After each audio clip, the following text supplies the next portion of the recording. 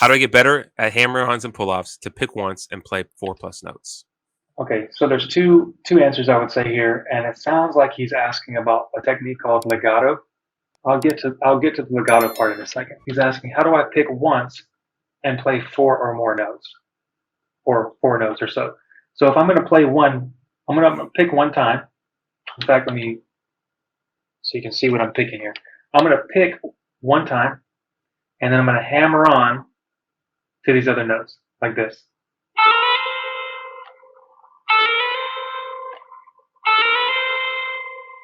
Okay, that's what he's asking about.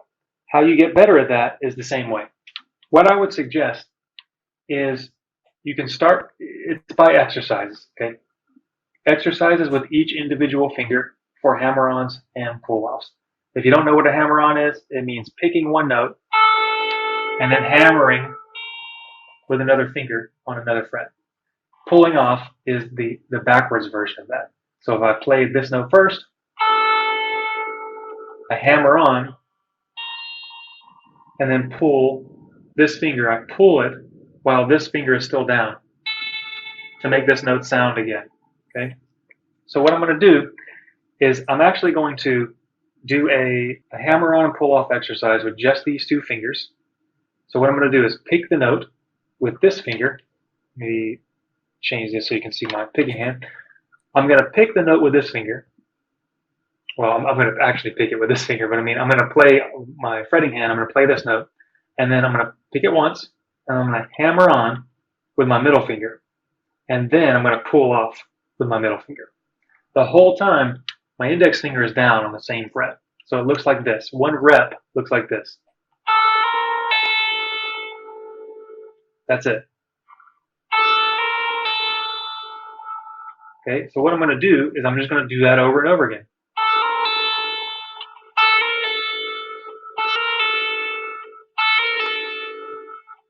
Now, once you get used to doing that, you can increase it, right? So you can make it a little bit more challenging by picking once and seeing how long you can sustain the notes by hammering on and pulling off. And we've all seen guitar players do this on stage, like this.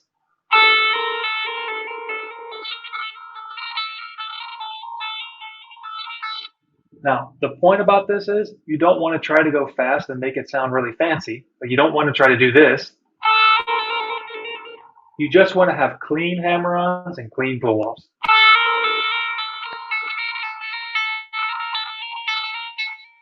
Okay? Now, next thing you're going to do is simply do that with a different combination of fingers. Now you're going to do it with your index finger and your ring finger. So the first part of the exercise was just one pick here and one hammer-on and pull-off like this. And again. And again. And when you get used to doing that, then you can sustain the hammer-ons and pull-offs with only one pick, like this.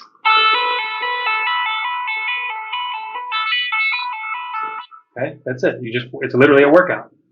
And then you do the same two exercises with these two fingers, your index finger and your pinky finger. Yes, it's going to be harder with your pinky finger at first, but so what? Everything's hard in the beginning. Just do it anyway. That's the only way to get stronger with it, right? So we're going to do this.